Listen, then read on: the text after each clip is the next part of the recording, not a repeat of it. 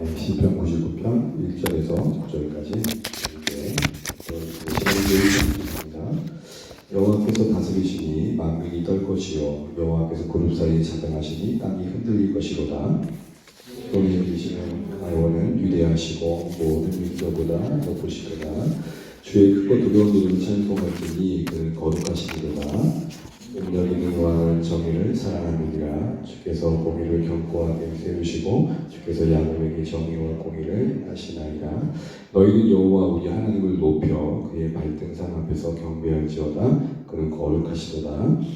그의 제사장 중에는 모세와 아론이 있고 그의 이름을 부르는 들 중에는 사무엘이 있도다. 그들이 여호와께 간구하며 응답하셨도다. 여호와께서 구름 기둥 가운데서 그들에게 말씀하시니 그들은 그가 그들에게 주신 증거와 율례를 지켰도다. 여호와 우리 하나님이여 주께서는 그들에게 응답하셨고 그들의 행한 대로 갚기는 하셨으나 그들을 용서하시는 하나님이십니다. 읽습니다. 너희는 여호와 우리 하나님을 높이고 그 성산에서 예비할지어다. 여호와 우리 하나님은 거룩하시리로다. 아멘. 네, 다시 한번 서로 축복하겠습니다. 오늘도 말씀을 힘 얻으십시오. 말씀을 붙잡으십시오. 감사합니다.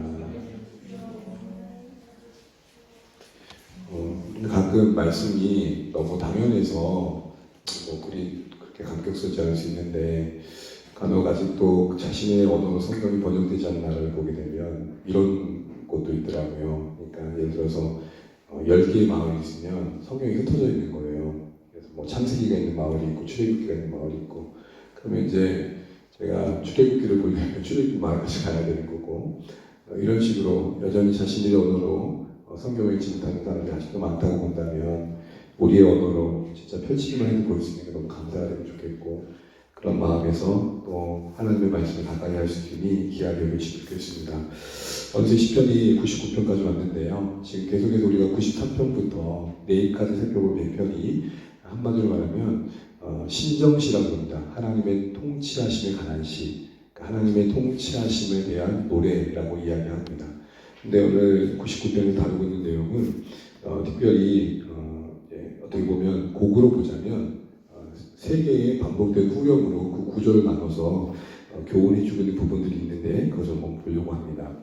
거듭 말씀드린 것처럼 하나님의 그 다스리심, 통치에 대한 그 이야기를 하고 있는데 오늘 그 하나님의 통치에 대한 합당한 반응은 바로 찬양이고 예배이고 경배이다라고 말하고 있습니다.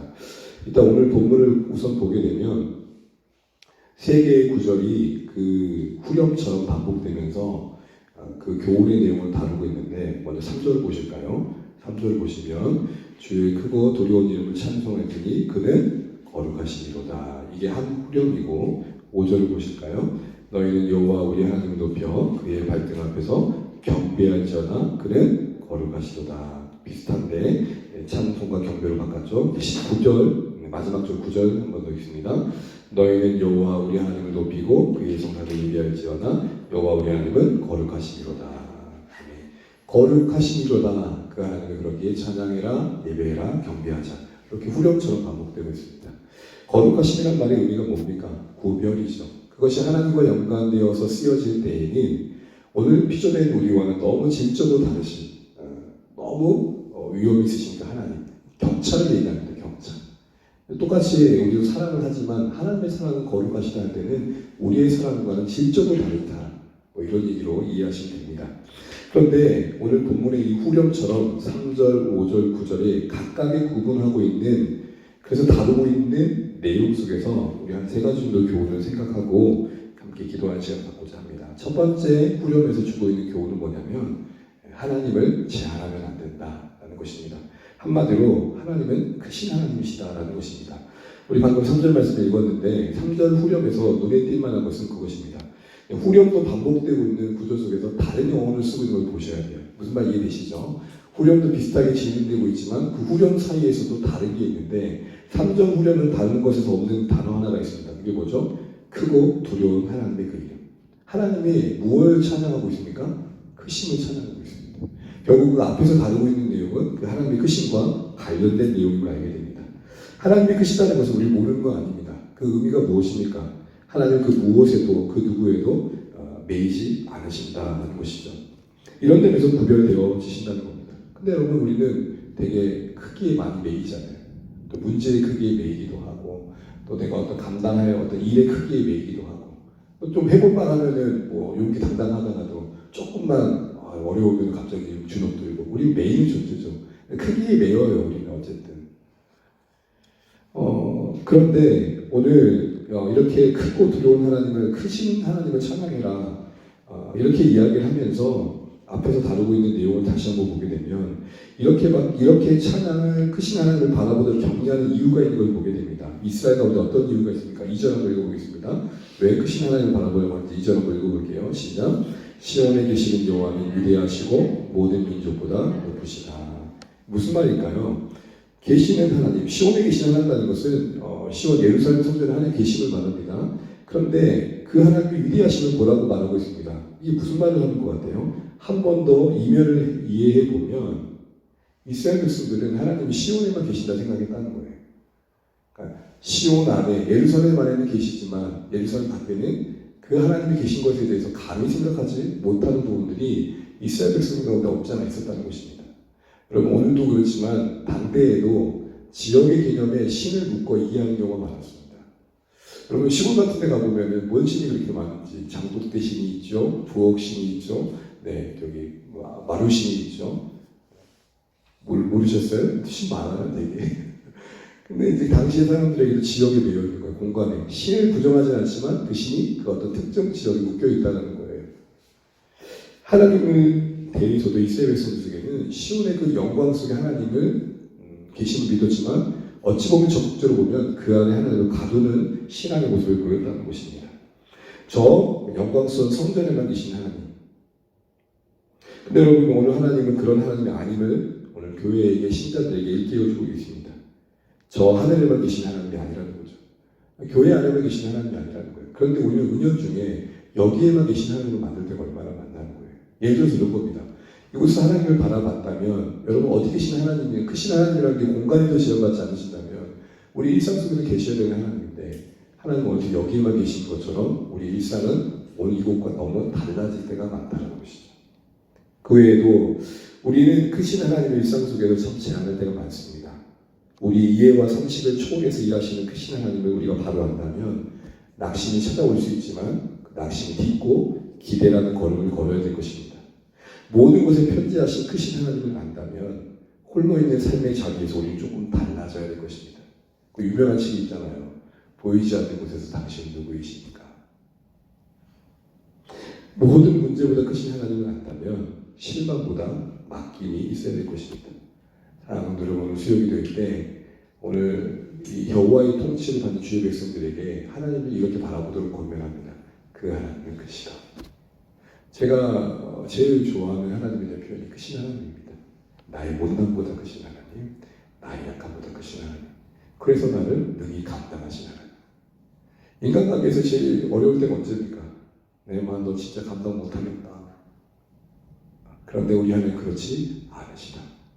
두 번째로 훈련에서 배울 수 있는 우리가 하나님의 우리를 통치하시는 하나님에 대한 소망과 기대는 무엇인가? 두 번째는 궁극적인 승리를 주목하는 것이 하나님의 통치를 받는 신자들의 시선이라는 것입니다. 승리인데 궁극적인 승리예요. 당장의 승리가 아니에요. 우리 5절 말씀 다시 한번 읽어보겠습니다. 5절입니다. 시작. 너희는 여호와 우리 하나님을 높여 그의 발등상 앞에서 경배할지어다. 그는 거룩하시도다. 경배하되 어디 앞에서 경배하라고 하고 있습니까? 발등상. 여러분 발등상이 뭔지 아시죠? 상식적으로 발을 올려놓는 발판이에요. 당시의 왕들이 딱 이렇게 저는 이제 발판이 없는데 왕이 딱 앉으면 그 왕의 발을 놓는 그 자리에 별도로 판을 놓죠. 발판이라고 그래요. 그런데 이게 갖고 있는 의미가 큰데요. 자석 앞에 발을 올려놓는 발판을 보면 말하는데 당시에 이것을 이해하려면 고대 전쟁의 문화를 좀 이해할 필요가 있습니다. 전쟁에서 승리하면은 패배를 당한 왕은 이긴 왕의 발 안에 발판이 돼요. 이해되시죠?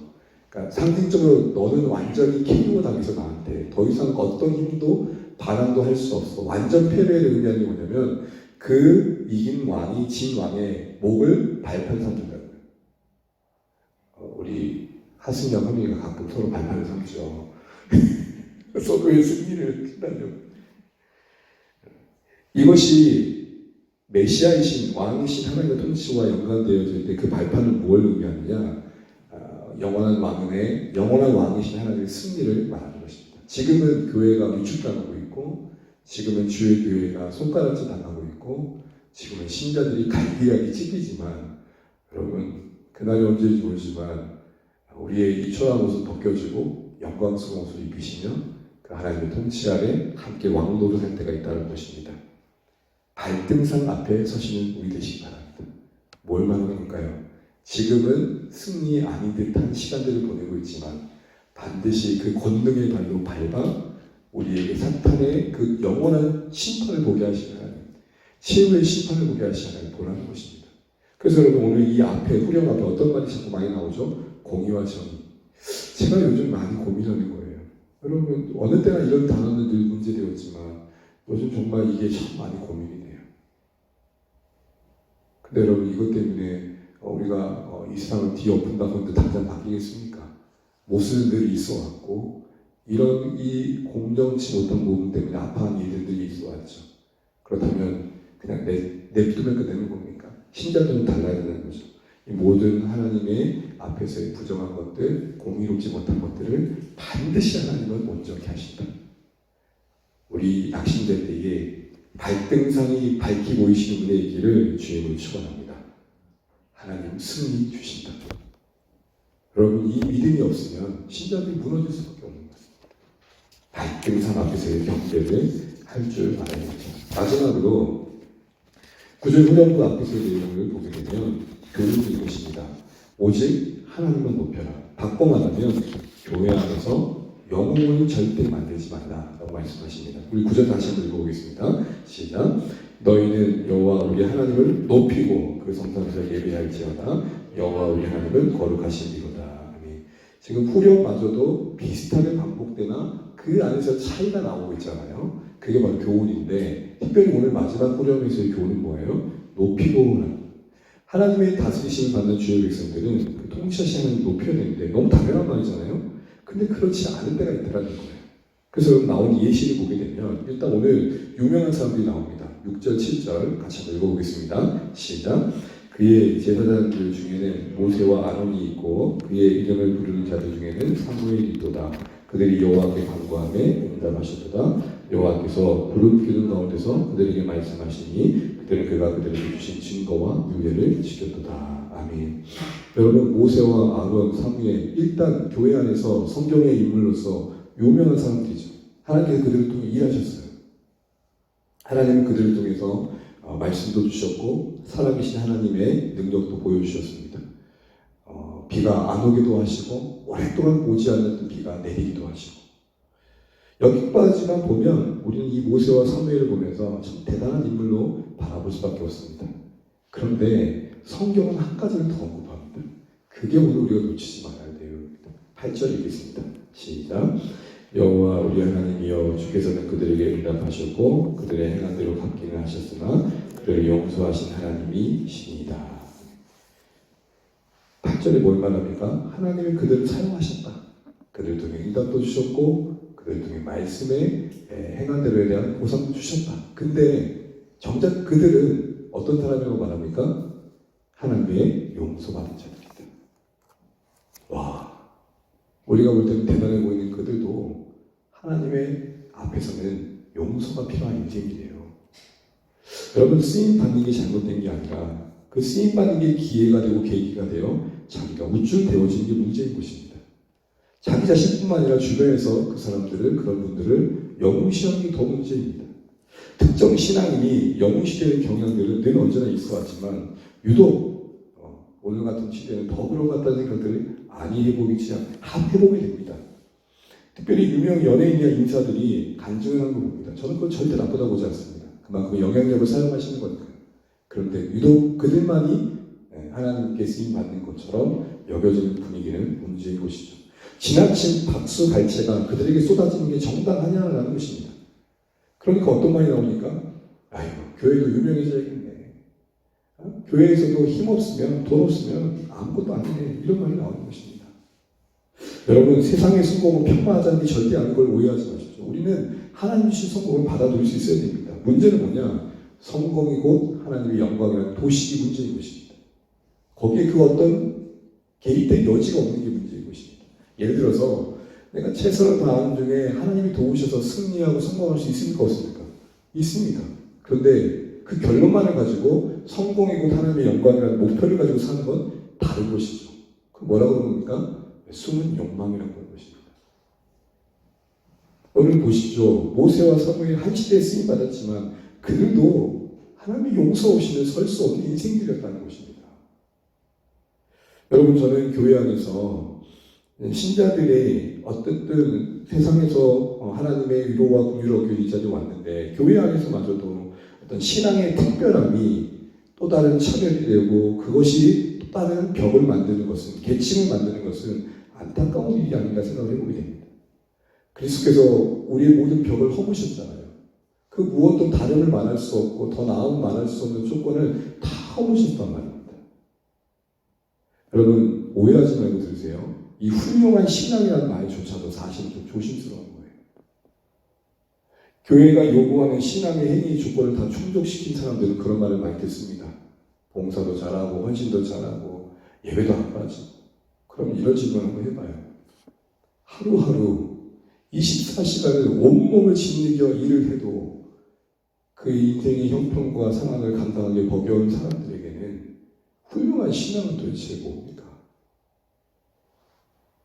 하루하루 사는 것이 버거워서 교회가 요구하는 신앙의 행위를 충족시키지 못할 때에 그들에게는 특별한 신앙의 특별함이라는 게 무엇일까요?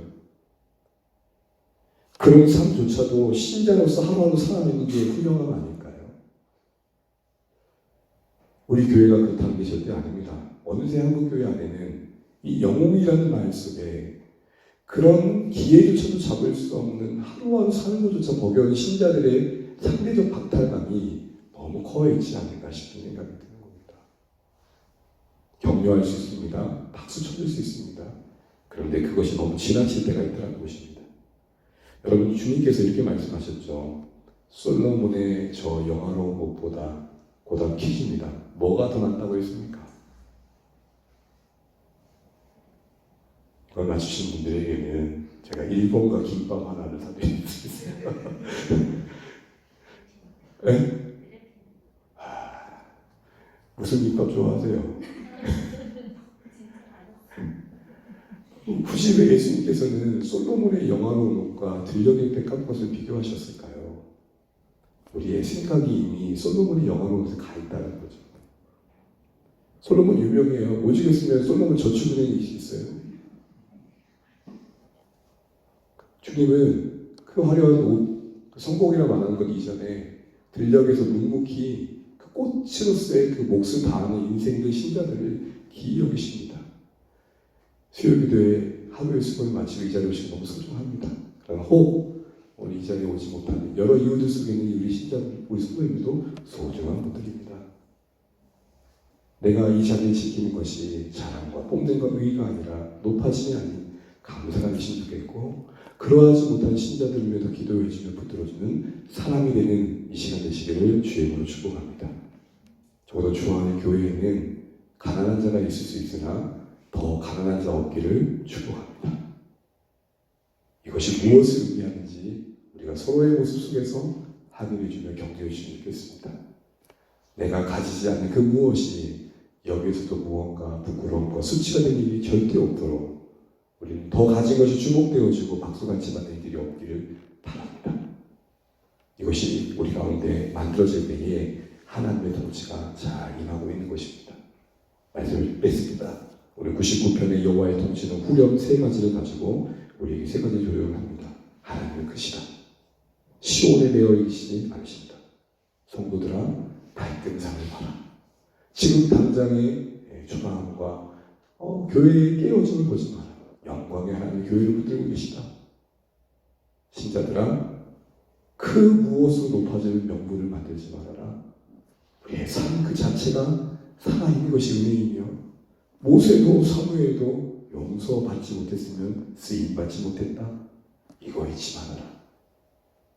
높아지려는 마음 낮추시며 누군가를 깔고 오는 마음 내려놓으시고 되려 큰 힘을 주는 것입니다.